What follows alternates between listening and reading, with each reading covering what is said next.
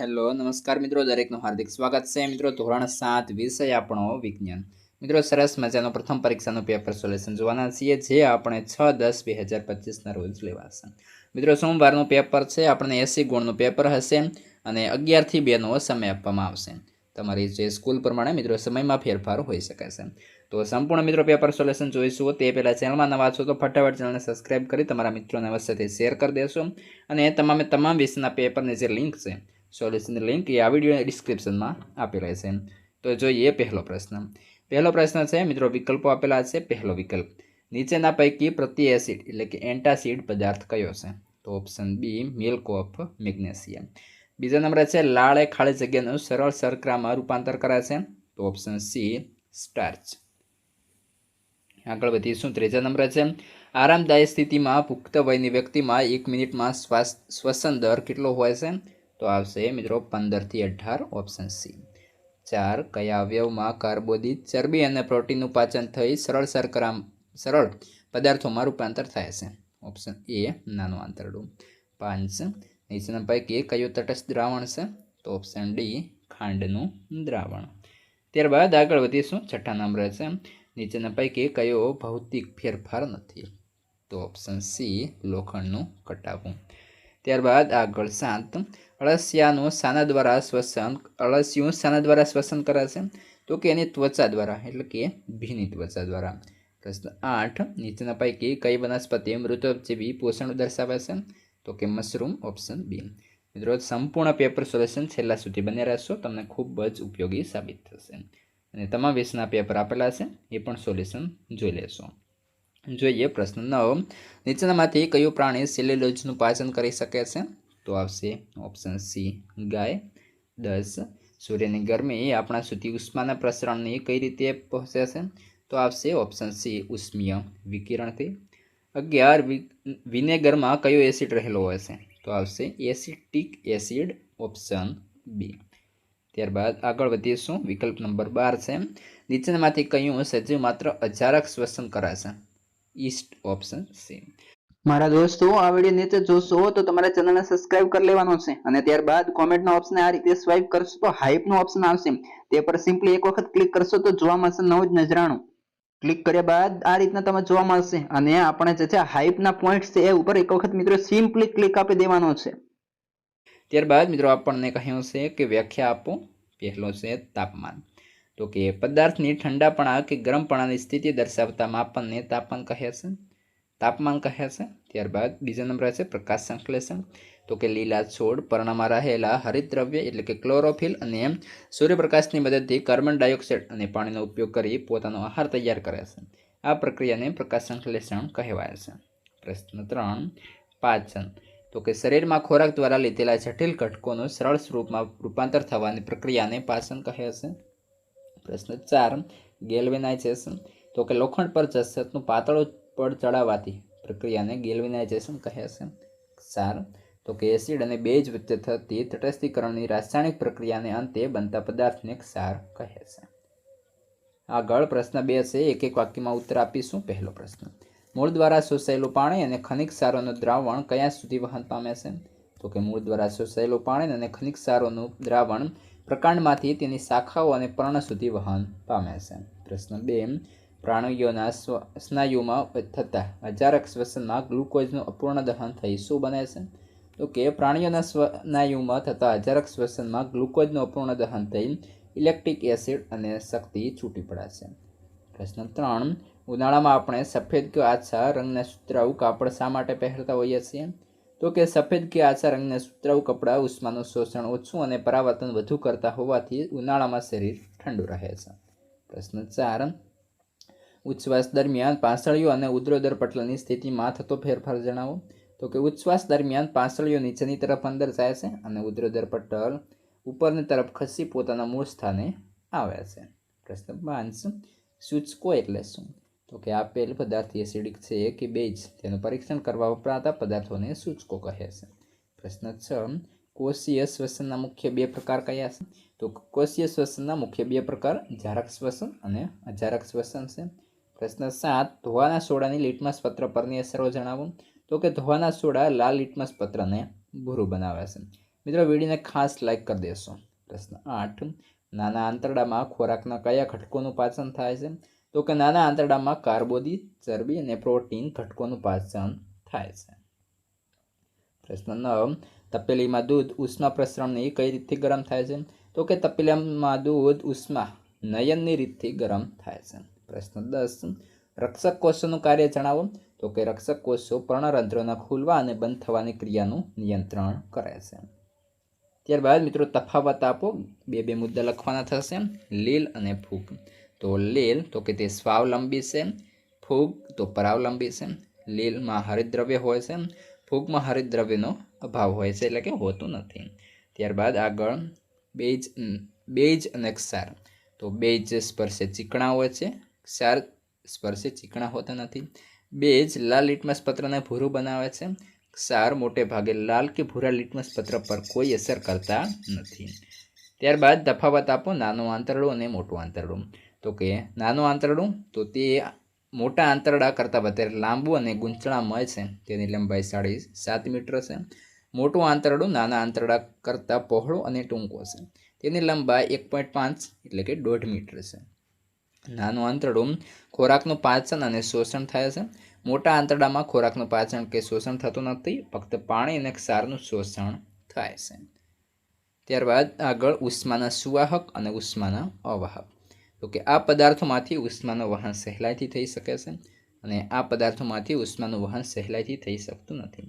ઉષ્માના સુવાહકમાં તાંબુ, ચાંદી, એલ્યુમિનિયમ, લોખંડ વગેરે ધાતુઓ ઉષ્માની સુવાહક હોય છે। ઉષ્માના અવાહકમાં કાચ, પ્લાસ્ટિક, એબોનાઇટ, રબર, ચામડું વગેરે પદાર્થ ઉષ્માના અવાહક છે।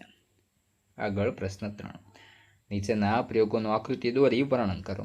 તો કે ધાતુમાં થતું ઉષ્માનું વહન તપાસો। તો કે સાધન સામગ્રી, એલ્યુમિનિયમ કે લોખંડનો નાનો સળિયો, મીણની 2 ઈંટો વગેરે। પદ્ધતિ, તો કે એલ્યુમિનિયમ કે લોખંડનો એક પાતળો સળિયો લ્યો, તેની લંબાઈમાં થોડા અંતરે મીણના નાના ટુકડા ચોંટાડો। તે માટે મીણને થોડીક ગરમી આપી સળિયે ચોંટાડો। બધા ટુકડા સમાન અંતરે હોવા જોઈએ। સળિયાનો એક છેડો 2 ઈંટોની વચ્ચે દબાવીને સળિયો સીધો રાખો અને મીણના ટુકડા નીચે તરફ રહે તેમ ગોઠવો। હવે સળિયાના બીજા છેડાના નજીક મીણબત્તી સળગાવીને તેને ગરમ કરો। પછી મીણના ટુકડામાં થતો ફેરફાર જુઓ। અવલોકન, તો કે મીણબત્તી તરફના છેડેથી શરૂ થઈ એક પછી એક મીણના ટુકડા પીગળી જાય છે અને ક્રમશઃ નીચે પડી જાય છે। નિર્ણય, તો કે આ પ્રયોગ પરથી સમજાય છે કે ધાતુમાં ગરમીનું વહન ગરમ છેડાથી ઠંડા છેડા તરફ થાય છે, એટલે કે ધાતુમાં ઉષ્માનું પ્રસરણ ઉષ્મા વહન પદ્ધતિથી થાય છે। આગળ છે પ્રશ્ન 2, કાળા રંગની સપાટી સફેદ રંગની સપાટી કરતાં ઉષ્માનું શોષણ વધુ પ્રમાણમાં કરે છે, દર્શાવો। તો કે સાધનો, 2 એક સરખા પતરાના ડબ્બા, કાળો રંગ અને સફેદ રંગ અને પાણી। તો આકૃતિ આ પ્રમાણે થશે। તો પદ્ધતિ જોઈએ, તો કે એક સરખા કદના 2 ટીનના ડબ્બા લો। એક ડબ્બાની બહારની સપાટી પર કાળો રંગ કરો અને બીજા ડબ્બાની સપાટી પર સફેદ રંગ। રંગ સારી રીતે સુકાઈ જાય પછી બંને ડબ્બામાં સમાન માત્રામાં પાણી ભરો। ત્યારબાદ બપોરના તડકામાં બંને ડબ્બાને 1 થી 2 કલાક સુધી ખુલ્લા મૂકેલા રાખો। નક્કી સમય બાદ બંને ડબ્બાના પાણીનું તાપમાન થર્મોમીટરથી માપો। તો અવલોકન, તો કે કાળા રંગવાળા ડબ્બામાંથી પાણી વધારે ગરમ થાય છે, જ્યારે સફેદ રંગવાળા ડબ્બામાંથી પાણી તેની તુલનાએ ઓછું ગરમ થાય છે।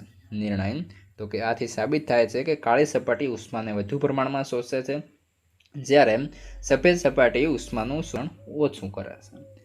પ્રશ્ન 3, પદાર્થની સ્થિતિમાં થતો ફેરફાર એ ભૌતિક ફેરફાર છે કે તે દર્શાવો। તો જોઈએ પદ્ધતિ, તો કે એક વાસણમાં થોડું પાણી ભરી તેને ગરમ કરો જ્યાં સુધી તે ઉકળવા ન લાગે।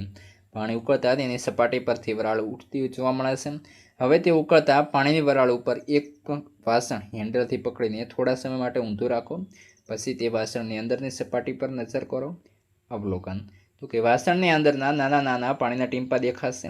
આ પ્રયોગ બતાવે છે કે વરાળ ફરી પાણીમાં રૂપાંતરિત થાય છે, એટલે કે પદાર્થની અવસ્થા બદલાઈ શકે છે।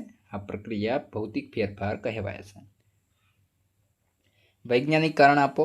તો પહેલો છે, રસોઈ બનાવવા માટે ધાતુના વાસણોનો ઉપયોગ કરવામાં આવે છે। ઉત્તર, તો કે ધાતુઓ ઉષ્માના સારા સુવાહક હોય છે, તેથી ધાતુના વાસણો સગડી કે ચૂલાથી મળતી ગરમીને ઝડપથી શોષી લે છે। આ ગરમી વાસણમાં રાખેલા ખોરાકને સહેલાઈથી પહોંચે છે, પરિણામે ખોરાક ઝડપથી રંધાઈ જાય છે। આથી જ રસોઈ બનાવવા માટે મોટે ભાગે ધાતુના વાસણો ઉપયોગમાં લેવામાં આવે છે. પ્રશ્ન 2, લીલ સ્વયંપોષી વનસ્પતિ છે. ઉત્તર તો કે લીલ હરિતદ્રવ્ય ધરાવે છે. આથી લીલ સૂર્યશક્તિનું શોષણ કરી કાર્બન ડાયોક્સાઇડ અને પાણીનો ઉપયોગ કરી પોતાનો ખોરાક જાતે બનાવી શકે છે. આમ તે પ્રકાશ સંશ્લેષણની ક્રિયા કરતી હોવાથી લીલ સ્વયંપોષી વનસ્પતિ છે. પ્રશ્ન 3, ક્લિનિકલ થર્મોમીટરમાં મર્ક્યુરીવાળા ભાગની નજીક સાંકડી નળીમાં ખાંચ હોય છે. તો કે જ્યારે દર્દીનું તાપમાન માપવા ક્લિનિકલ થર્મોમીટર વપરાય છે ત્યારે સાંકડી નળીમાં રહેલો પારો ગરમીના કારણે ઉપર ચડે છે. નળીમાં એક ખાસ પ્રકારની ખાંચ હોય છે જેના કારણે ઉપર ચડેલો પારો તરત નીચે ઉતરી શકતો નથી. આથી દર્દીના શરીર પરથી થર્મોમીટર દૂર કર્યા પછી પારો તે જ સ્થાન પર રહે છે. પરિણામે દર્દીનું તાપમાન થોડી વાર પછી પણ સરળતાથી વાંચી શકાય છે, એટલે કે સમજી શકાય છે. પ્રશ્ન 4, ખોરાકને ચાવીને ખાવો જોઈએ તો કે ખોરાક વધારે ચાવવાથી તે નાના નાના કણોમાં વિભાજિત થાય છે અને તેમાં પૂરતો લાળ મિશ્રિત થાય છે. લાળ ખોરાકને નરમ અને લીસો બનાવે છે. લાળમાં રહેલું ટાઇલિન નામનું એન્ઝાઇમ ખોરાકમાં રહેલા સ્ટાર્ચને શર્કરામાં ફેરવે છે. સારી રીતે ચવાયેલો ખોરાક જઠરની નાના આંતરડામાં સહેલાઈથી પચી જાય છે. એટલે કે પાચન સરળ અને ઝડપી થાય તે માટે ખોરાક હંમેશા સારી રીતે ચાવીને જ ખાવું જોઈએ. આગળ જોઈએ, નીચેના પદાર્થોના મુદ્દાસર ઉત્તર આપો. પહેલો પ્રશ્ન, કળશપર્ણ કેવી રીતે કીટકોનો શિકાર કરી તેનું પાચન કરે છે? ઉત્તર તો કે કળશપર્ણમાં પાંદડા ખાસ બદલાઈને કળશ જેવી રચના કરે છે. પાનનો આગળનો ભાગ ઢાંકણ સમાન બને છે જે કળશનું મુખ ખોલે કે બંધ કરે છે. કળશની અંદર નાના વાળ જેવા બંધારણ હોય છે. કીટક અંદર જાય ત્યારે ઢાંકણ બંધ થઈ જાય છે અને કીટક અંદર જ ફસાઈ જાય છે. કળશની અંદર જ પાચક રસ દ્રવાય છે જે કીટકને પચાવી તેના પોષક તત્વો શોષી લે છે. આ રીતે કળશપર્ણને વધારાનું પોષણ પ્રાપ્ત થાય છે. પ્રશ્ન 2, જઠરમાં થતી પાચન ક્રિયા સમજાવો. તો કે ખોરાક જઠરમાં પહોંચે ત્યારે તેની અંદરની દિવાલમાંથી શ્લેષ્મ હાઇડ્રોક્લોરિક એસિડ અને પાચક રસ દ્રવાય છે. શ્લેષ્મ જઠરની અંદરની સપાટીનું રક્ષણ કરે છે જેથી એસિડથી નુકસાન ન થાય.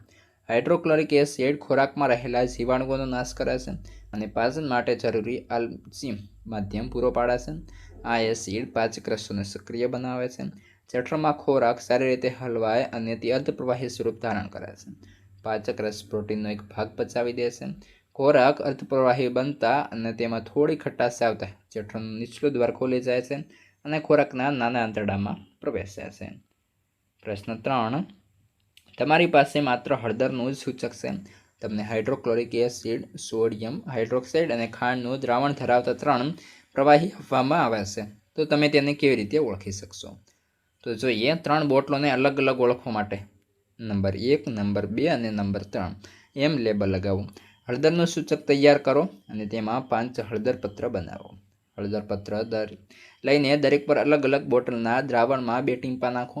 જે બોટલનું દ્રાવણ હળદરને લાલ રંગમાં ફેરવે તે સોડિયમ હાઇડ્રોક્સાઇડ છે. આ બોટલને ઓળખી તેની ઉપર નામ લખો. હવે બાકી 2 બોટલમાંથી એકનું દ્રાવણ લઈ એક કસનળી અડધી ભરો અને બીજી બોટલમાંથી બીજી કસનળી અડધી ભરો. બંને કસનળીમાં સોડિયમ હાઇડ્રોક્સાઇડના 10 ટીમ્પા ઉમેરો અને મિશ્રણને સારી રીતે હલાવો. દરેક કસનળીમાં 1 હળદર પત્ર નાખો. જે કસનળીમાં હળદર પત્ર લાલ રંગનો થઈ જાય તેમાં રહેલું અજ્ઞાન દ્રાવણ ખાંડનું દ્રાવણ બને છે. બાકી રહેલી બોટલમાં હાઇડ્રોક્લોરિક એસિડ હોવાનું નિશ્ચિત થાય છે. ત્યારબાદ મિત્રો આગળ બ છે, જેની અંદર આપણે ટૂંકમાં ઉત્તર આપીશું. પહેલો પ્રશ્ન, જ્યારે આપણે ધૂળમાંથી હવા શ્વાસમાં લઈએ છીએ ત્યારે આ શા માટે વારંવાર છીંક આવે છે? તો કે જ્યારે આપણે શ્વાસમાં ધૂળવાળી હવા લઈએ ત્યારે તેમાં રહેલા ધૂળ કણો નાસિકા કોટરમાં પ્રવેશે છે. નાકની અંદર રહેલા વાળ મોટા ભાગના જ રજકણોને અટકાવી લે છે, પરંતુ કેટલાક નાના કણો આગળ વધી નાસિકા કોટરની અંદરની દિવાલને ચીડવે છે. આ જંપાના કારણે આપણને છીંક આવે છે. છીંક આવતા જ ધૂળ કણો જોરથી બહાર ફેંકાઈ જાય છે. આ રીતે છીંક શરીરને રક્ષણ આપે છે અને શ્વસનમાં સ્વચ્છ અવાજ પ્રવેશી શકે છે. પ્રશ્ન 2, જમીનની માવજતમાં તટસ્થીકરણની પ્રક્રિયાનો ઉપયોગ સમજાવો. તો કે વધારે પ્રમાણમાં રાસાયણિક ખાતર વાપરવાથી જમીનની રચના બગડી જાય છે. તેના કારણે જમીન એસિડિક કે ક્ષારીય બની જાય છે. આવી જમીનમાં પાક સારી રીતે નથી ઉપજતો. જો જમીન એસિડિક બને તો તેમાં કળીચૂનો જેવા ક્ષારીય પદાર્થો ઉમેરી જમીનને તટસ્થ કરવામાં આવે છે. જો જમીન ક્ષારીય બને તો તેમાં જીપ્સમ જેવા એસિડિક પદાર્થો ઉમેરી તટસ્થીકરણ કરવામાં આવે છે. આ રીતે જમીનનું બંધારણ સુધારી પાક ઉગાડવામાં યોગ્ય બનાવી શકાય છે. પ્રશ્ન 3. સમુદ્ર કિનારાના પદાર્થોમાં રણ વિસ્તારના પ્રદેશો કરતાં લોખંડને કાટ ઝડપથી લાગતો હોય છે. વાત સમજાવો. તો કે લોખંડને કાટ ચડવા માટે હવા અને ભેજ બંને જરૂરી છે. સમુદ્ર કાંઠાના વિસ્તારોમાં હવામાં ભેજ વધારે હોય છે અને ત્યાંનું પાણી ક્ષારયુક્ત હોવાથી લોખંડની કટાવવાની પ્રક્રિયા વધુ ઝડપી બને છે. જ્યારે રણ પ્રદેશમાં હવા ખૂબ સૂકી હોય છે, તેથી ત્યાં લોખંડને કાટ થવામાં વધારે સમય લાગે છે. એટલે કે સમુદ્ર કિનારના પ્રદેશોમાં લોખંડને કાટ રણ વિસ્તાર કરતાં ઝડપથી લાગે છે. પ્રશ્ન 4. ભૌતિક ફેરફાર એટલે શું? તેના 2 ઉદાહરણ આપો. તો કે જે ફેરફારથી વસ્તુનો આકાર, પરિમાણ કે રંગ, અવસ્થા જેવા ભૌતિક ગુણધર્મો ફેરફાર થાય અને તેમાં નવા પદાર્થોનું નિર્માણ થતું ન હોય તો તેવા ફેરફારને ભૌતિક ફેરફાર કહે છે. બરફનું પાણી થવું અને કાગળને વાળવું એ ભૌતિક ફેરફારના ઉદાહરણ છે. ત્યારબાદ પ્રશ્ન 4. નીચેના પ્રશ્નના ટૂંકમાં ઉત્તર આપો. પહેલો પ્રશ્ન. ફૂગ કઈ રીતે નુકસાનકારક છે? તો કે અથાણા, બ્રેડ, રોટલી જેવા ખોરાક પર ફૂગ ઉગી જાય તો તે ખાવા યોગ્ય રહેતી નથી. ભેજવાળા વાતાવરણમાં કપડાં, લાકડું અને પગરખાં પર ફૂગ આવતા તે વસ્તુઓ નકામી થઈ જાય છે. ફૂગના કારણે માણસમાં દાદર, ખસ, ખરજવું જેવા ચામડીના રોગો ફેલાય છે. છોડમાં પણ ફૂગથી ઘેરું અને અંગારિયા જેવા રોગ થાય છે. પ્રશ્ન 2. સમજાવો કે લાકડાનું દહન થવું તથા લાકડાને તેના ટુકડામાં કાપવું બંને જુદા જુદા પ્રકારના ફેરફાર ગણવામાં આવે છે. તો કે જ્યારે લાકડાનું દહન થાય છે ત્યારે તેમાં રાસાયણિક ક્રિયા થાય છે. તેના પરિણામે નવા પદાર્થો જેમ કે રાખ અને કાર્બન ડાયોક્સાઇડ ઉત્પન્ન થાય છે. તેથી દહન રાસાયણિક ફેરફાર છે. જ્યારે લાકડાને કાપીને નાના ટુકડા કરવામાં આવે ત્યારે આકાર અને કદમાં બદલાવ આવે છે, પરંતુ તે પદાર્થ હજી પણ લાકડું જ રહે છે. તેથી આ ભૌતિક પદાર્થ છે. આ રીતે લાકડાનું દહન, લાકડાને કાપવું બંને પ્રકારના ફેરફારો છે. ત્યારબાદ મિત્રો પ્રશ્ન 3. આપણા સ્નાયુઓમાં અચાનક શ્વસન ક્યારે થાય છે? તેની અસર શું થાય છે? તો કે જ્યારે શરીરમાં થોડા સમય માટે ઓક્સિજનની અછત થાય છે ત્યારે સ્નાયુ કોષોમાં અચાનક શ્વસન થવા લાગે છે. ભારે કસરત, સતત દોડવું, સાયકલ ચલાવવી કે ભારે વજન ઊંચકવા જેવી પ્રવૃત્તિઓ દરમિયાન શરીરને વધુ શક્તિની જરૂર પડે છે, પરંતુ શ્વાસોશ્વાસ દ્વારા ઓક્સિજનનો પુરવઠો મર્યાદિત હોવાથી પૂરતું ઓક્સિજન મળી શકતું નથી. આ પરિસ્થિતિમાં વધારાની શક્તિ મેળવવા માટે સ્નાયુ કોષોમાં ઓક્સિજન વગરનું શ્વસન થાય છે, જેને અચાનક શ્વસન કહે છે. પ્રશ્ન 4. ઘાસ ખાનાર પ્રાણીઓમાં થતી વાગોળવાની ક્રિયા સમજાવો. તો કે ગાય, ભેંસ અને બીજા ઘાસખોર પ્રાણી ઘાસ ચરવા વખતે તેને ઝડપથી ગળી જાય છે. આ ખોરાકનો સીધો જઠરના એક ભાગ આમાશયમાં જાય છે. આમાશયમાં રહેલા બેક્ટેરિયા ઘાસમાં રહેલા સેલ્યુલોઝમાં પાચનમાં મદદ કરે છે. ત્યાં ખોરાક અર્ધપાચિત બને છે, જે વાગોળ કહે છે. આરામ કરતી વખતે આ વાગોળ ગોળા જેવા સ્વરૂપમાં પ્રાણીઓના મોંમાં પાછો આવે છે. ત્યારબાદ પ્રાણી તેને સારી રીતે ચાવે છે. આ ક્રિયાને વાગોળવું કહે છે અને પ્રાણીઓને વાગોળનાર પ્રાણી કહે છે. વર્ગીકરણ કરો, જેમાં સુવાહક પદાર્થો, ઉષ્માના સુવાહક પદાર્થો અને ઉષ્માના અવાહક પદાર્થો. જોઈએ ઉષ્માના સુવાહક પદાર્થો. તો જેની અંદર પહેલું છે લોખંડ, તાંબુ, સોનું, એલ્યુમિનિયમ, સ્ટેનલેસ સ્ટીલ, પિત્તળ અને ચાંદી. જ્યારે અવાહક પદાર્થોની અંદર જોઈએ તો કે કાગળ, ચામડું, પ્લાસ્ટિક, એમ્બેસ્ટોસ, ઊન, પૂંઠું, પૂંછ, ઓબોનાઇટ, હવા અને પાણી.